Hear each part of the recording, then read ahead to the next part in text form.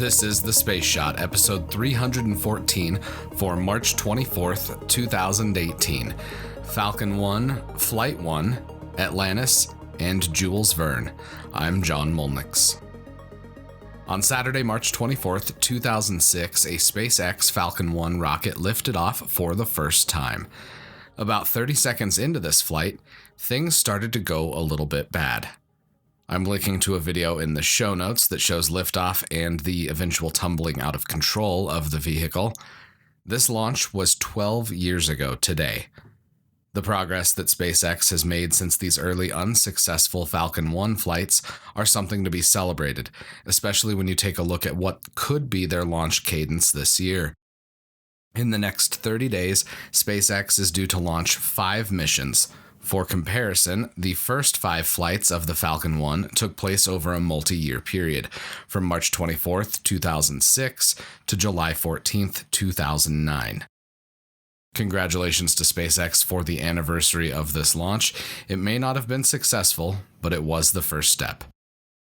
On March 24th, 1992, the Space Shuttle Atlantis launched on a nearly 9-day-long mission to carry the ATLAS, or Atmospheric Laboratory for Applications and Science Experiments, on Spacelab pallets that were located in the shuttle's cargo bay.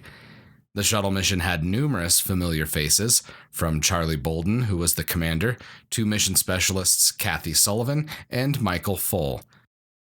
I'm linking to the video presentation for this flight in the show notes, so be sure to check it out. Now, I've got the anniversary of a birthday and a death that I'd like to talk about today because of how they're related. The 2 people I want to talk about are Wernher von Braun and Jules Verne.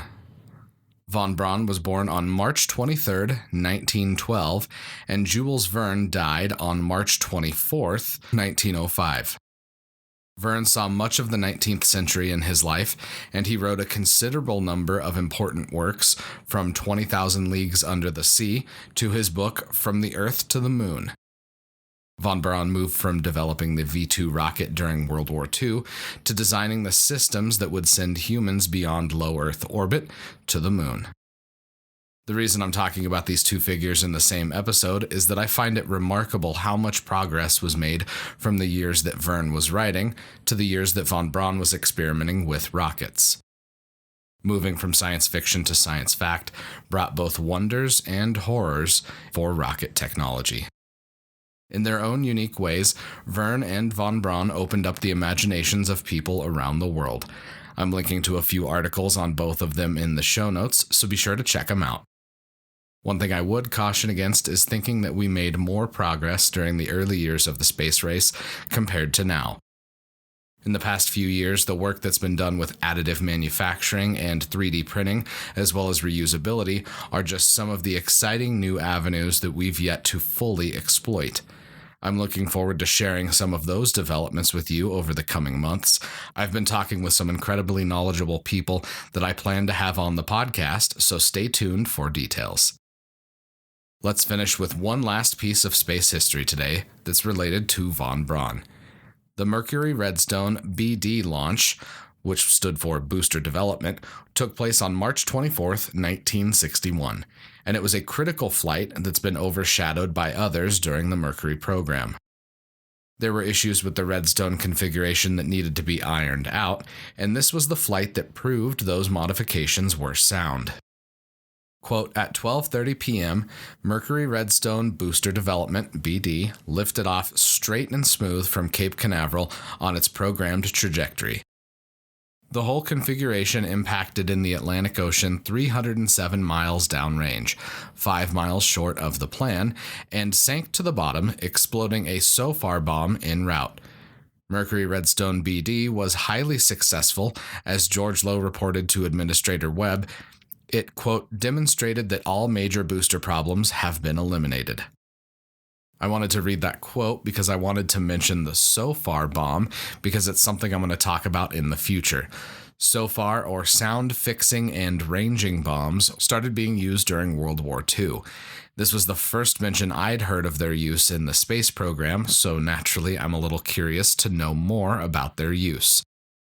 If you're into Cold War history, the United States Navy operated the SOSUS sound surveillance system. It was a massive network of undersea hydrophones that were used in anti-submarine operations, and from what I can tell, they were also used to measure SOFAR bombs as well. This is something that's a bit of a longer-term project, so I won't have anything on the subject for a while, but I am looking forward to researching it further. Since you're here, and I've got your ear, give me 30 seconds of your time. I'd be incredibly grateful if you could share the podcast with your friends and family. Tag one of them and let them know about your favorite episode. I'd also really appreciate it if you could venture into the Apple Podcasts app or your podcast app of choice and leave a review for The Space Shot. A steady stream of reviews helps ensure The Space Shot is more visible in the Apple Podcasts app. As always, the show notes have more information on today's episode. You can hit me up on Instagram and Twitter. Find me at John Molnix. I'm always up to chat. You can also connect with me on Facebook. Just search The Space Shot or check out the links in the show notes and you'll find me. I'm John Molnix, and I'll catch you on the flip side.